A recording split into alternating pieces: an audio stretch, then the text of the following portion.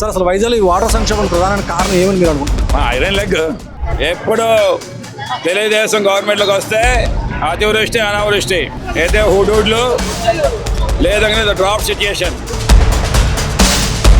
నీరుండదు, బావులు ఎండిపోయి బోర్లు ఎండిపోయి విశాఖపట్నంలోని నీటి మట్టం కనీసం 17 మీటర్ల కిందకి వెళ్ళిపోయింది. అదే మేము చెప్తాం మాట, గూగుల్ డేటా సెంటర్ రాకముందే విశాఖపట్నం కష్టాలు తీసుకొచ్చారు. ఇంకా గూగుల్ డేటా సెంటర్ వచ్చిన తర్వాత విశాఖపట్నం ప్రజలు ఈ విశాఖపట్నం వదిలేసి వెళ్ళిపోవాలి, ఆస్తులు అమ్ముకోవాలి, ల్యాండ్ రేట్లు పడిపోతాయి, పశువులకు నీరు ఉండదు. పవన్ కళ్యాణ్ కనీసం మనుషులు ఎలా ఉన్నారు ఆడొక చోటు, ఎప్పుడు ఏనుగులు ఎలా ఉన్నాయన, ఏనుగులు ఎలా ఉన్నాయన, ఏనుగులు ఎలా ఉన్నాయి. కొన్ని ఎంతవరకు పుల్ దగ్గరికి వెళ్ళాడే వెళ్ళలేదు, కొన్ని ఒక ఎలిఫెంట్ దగ్గరికి వెళ్ళాడే వెళ్ళలేదు, కనీసం కోతి దగ్గర కూడా వెళ్ళలేదు. ఎప్పుడంటే ఆ కుంకి ఏనుగుల దగ్గరికి వెళ్తాడు, ఒక గడ్డి మొక్క ఒక చెరువు మొక్క వెళ్తాడు, ఫోటో తీసుకుంటాడు, అయిపోయాడు. మరింత మా వైఎస్ఆర్సీపీ గవర్నమెంట్ వస్తే నీటి ఎద్దడి లేకుండా చేసిన ప్రభుత్వం 5 years such clean and neat governance ఇచ్చారు జగన్మోహన్ రెడ్డి గారు. వైజాగ్లో నీటి సంక్షోభంపై ఉద్యమాలు చాలా తీవ్రమవుతున్నాయి. ప్రస్తుతం విశాఖ దక్షిణ నియోజకవర్గంలో మాజీ ఎమ్మెల్యే గణేష్ కుమార్ అనేది పెద్ద ఎత్తున నిరసన కార్యక్రమం కూడా జరుగుతుంది. అసలు ఈ పరిస్థితుల కారణాలు ఏంటనేది మాజీ ఎమ్మెల్యే వాసుపల్లి గారిని అడిగి తెలుసుకుందాం. సార్ అసలు వైజాగ్లో ఈ వాటర్ సంక్షోభం ప్రధాన కారణం ఏమని మీరు అనుకుంటున్నారు? ఐరన్ లెగ్ చంద్రబాబు నాయుడు ఎప్పుడు వస్తే అప్పుడు అతివృష్టి అనావృష్టి, ఊడోడు అతనికి అప్పుడు ఒకసారి సునామీ గుర్తుంది కదా, సునామీ అప్పుడే ఎప్పుడు ఎలైనా అంటే ఇంచుమించు 17 మీటర్లు కిందకి భూగర్భ జలాలు వెళ్ళిపోతాయి లోనికి, వర్ష ప్రభావాలు. ఎందుకంటే వేడి వాటర్ ఏమో వేరే ఓషన్స్ నుంచి ఇటువైపు రావడం, మన దగ్గర ఉండే కూలింగ్ అటువైపు వెళ్ళిపోవడం, మన దగ్గర ప్రెషర్ అయితే ఎయిర్ తగ్గిపోవడం, వర్షాలు రాకపోవడం, ఇవన్నీ ఫోర్సినెస్ చేయాలి. నువ్వు అంటావు కదా చంద్రబాబు నాయుడు, నాకు 40 సంవత్సరాలు ఇది చెప్పదా, నేచర్ ఎఫెక్ట్స్ ఇవన్నీ.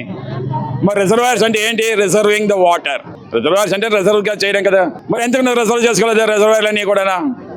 మేఘాద్రిపేట కానీ ఇక్కడ ఉండే అన్ని రిజర్వాయర్స్ అన్నీ చేసుకోవాలి కదా. 17 మీటర్లు డౌన్కి వెళ్ళిపోయాయి బోరు బావులు అన్నీ కూడా. అలాగే మన నూతులన్నీ కూడా 40 కోట్ల వాటర్ సప్లై చేయాలి ప్రతిరోజు కూడా. 40 కోట్ల లీటర్లు వాటర్ సప్లై చేయాలి జీఎంసీ. 32 చేస్తున్నాం, 32 కోట్లే. 8 కోట్ల వాటర్ లీటర్లు వాటర్ సప్లై చేయట్లేదు. అదే డ్రాఫ్ట్ అన్నమాట. 3 రోజులకు ఒకసారి 2 రోజులకు ఒకసారి ఇస్తున్నాం నీళ్ళు. అది 45 నిమిషాలు ఇవ్వాల్సింది 1 గంట 25 నిమిషాలు ఇస్తున్నాం. టైం షెడ్యూల్ లేదు. ఒకసారి ఉదయం వస్తాం, ఒకసారి మధ్యాహ్నం వస్తాం, ఒకసారి సాయంత్రం వస్తాం, నీ ఇష్టం. వస్తుందో లేదో తెలియదు. ఇంట్లో ఆడవాళ్ళు పైకి ఎక్కలేకపోతున్నారు.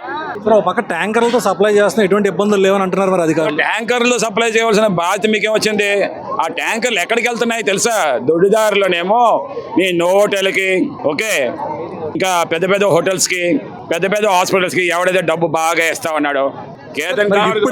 ఇప్పుడే ఎంత సంక్షోభం ఉందంటే రానున్న రోజుల్లో ఇంకా బాగా విమానాశ్రయానికి కావాలి, గూగుల్కి కావాలి. ముందుగానే హెచ్చరిస్తాం. అందుకే నేను అడుగుతాను MP Bharat, do you year your self and you talk. నువ్వు మాట్లాడేటప్పుడు నువ్వు వింటున్నావా? నీకు ఒకసారి 2 టీఎంసీ కదా ఈ గూగుల్ డేటాకి అని నేచర్ మీద ఫైట్ చేస్తున్న వాళ్ళందరికీ హెచ్చరిస్తావన్నావు. 2 టీఎంసీ అంటే ఎంత తెలుసా? అంటే రోజుకి, అంటే 2 టీఎంసీ సంవత్సరానికి, రోజుకి ఎంత 160 కోట్ల లీటర్ వాటర్ సప్లై గూగుల్ డేటాకి వెళ్తుంది. నువ్వు 40 చేయలేకపోతున్నావు విశాఖపట్నంకి, దాహాతికి. 160 అక్కడికి ఇచ్చేస్తే ఇంకేమన్నది నీకు? ఏమాత్రం కానీ ఇదే ఎలినియో వస్తే విశాఖపట్నం ప్రజలేమో అడుగు తినాలి. పోలవరం నుంచి నీళ్ళు వచ్చేస్తే మనకి ఇంకా సఫిషియెంట్ గా 5 MLD నీరు మిగిలిపోద్దని చెప్పి అన్నారు.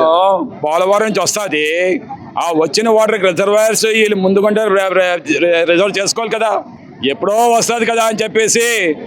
మరి ఇప్పుడు ఏమైంది? పోలవరం లెఫ్ట్ కెనాల్ వదిలాలి కదా, అయినా మనకి ఏమి ఇంతవరకు వాటర్ రాలేదు కదా ఇప్పటి వరకు కూడా. ఏమైంది నాకు అర్థం కావట్లేదు. దీన్ని ఫోర్స్ చేసుకొని రిజర్వాయర్స్ని నువ్వు ముందుకుంట రిజర్వ్ చేసుకోవాలి. That you are not able to do it. So Polavaram ఎప్పుడో సంగతి, పోలవరం రావాలి. అది మహానేత వైఎస్ రాజశేఖర రెడ్డి కళ, అది అదృష్టం కొలది. అంటే చూస్తున్నారా, అది దార్శనికత. అప్పుడు ఎప్పుడో నిజాం రాజులో డ్రాఫ్ట్ వస్తే హైదరాబాద్ లోని అప్పుడు హుసేన్ సాగర్ ని తవ్వించారంట. ఎందుకంటే పనికి ఆహారం కింద తవ్వించే అదే ఇప్పుడు హుసేన్ సాగర్ అయ్యి అదే హైదరాబాద్ ఏమో మైటీ సిటీ కింద అయిపోయింది, మెట్రోపాలిటన్ సిటీ. అంటే అది దార్శనికత. అలాగా వైఎస్ రాజశేఖర రెడ్డి గారు పోలవరం ప్రాజెక్ట్ ఈ ఆంధ్ర రాష్ట్రం తీసుకొచ్చారు. ఇలాంటి సిటీస్ అన్నింటినీ కూడా కాపాడుకోవడం కోసం అని చెప్పేసి. సో కనీసం ఏంటంటే ఆ డేటా సెంటర్స్ రాకముందైనా సరే ఇక్కడ Visakhapatnam mighty city, beautiful city, ఎంతో మంది లక్షలాది మంది ప్రజలు రిటైర్ అయిన తర్వాత ఇక్కడే ఉండాలని అనుకుంటారు. ఈ సిటీ యొక్క నేచర్ని పాడు చేయకండి, ఈ సిటీ యొక్క ఇన్ఫ్రాస్ట్రక్చర్ని పాడు చేయకండి. చంద్రబాబు నాయుడు 500 కోట్ల రూపాయలేమో యోగా ఖర్చు పెట్టాడు. ఇక్కడ సంవత్సరానికి 250 కోట్లు ఈ నీటి సప్లై ఖర్చు పెడుతున్నారు ఈ ఇన్ఫ్రాస్ట్రక్చర్కి. అంటే 500 కోట్లు ఇక్కడ పెడితే ఇలాంటి సిచ్యువేషన్స్ వస్తాయా? అలాగే మన మోడీ గారి ప్రోగ్రాము ఎయిర్పోర్ట్ ఓపెనింగ్కి 500 కోట్లు ఖర్చు పెట్టారు. ఆర్భాటం. 4,500 కోట్లు బడ్జెట్ అయితే జిఎంసీది కేవలం 250 అంటే 5%. మా వైఎస్ఆర్సీపీ పార్టీ వస్తుంది 10 నుండి 15% ఖర్చు పెట్టి విశాఖపట్నం ప్రజలకు ఎప్పుడూ కూడా ఇలాంటి సిచ్యువేషన్ రాకుండా కాపాడుకునే బాధ్యత మాదని చెప్పి తెలియజేస్తాను. జై జై. రాష్ట్రానికి ఆర్థిక రాజధానిగా చెప్పిన విశాఖ నగరంలో ఇటువంటి పరిస్థితి రావడం నిజంగా చాలా దారుణం. ఈ ప్రభుత్వ హయాంలో ఇటువంటి కరువు రావడం సాధారణం అని చెప్పి మాజీ ఎమ్మెల్యే వాసుపల్లి గణేష్ కుమార్ అంటున్నారు. అదేవిధంగా రాబోయే రోజుల్లో వైసీపీ అధికారంలో రావడం ఖాయం. ఇటువంటి పరిస్థితులు పునరావృతం కాకుండా చూస్తామని, దీనికోసం ఒక శాశ్వత పరిష్కారం చూపిస్తామని ఆయన మాటల ద్వారా మనకు చెప్పడం జరుగుతుంది.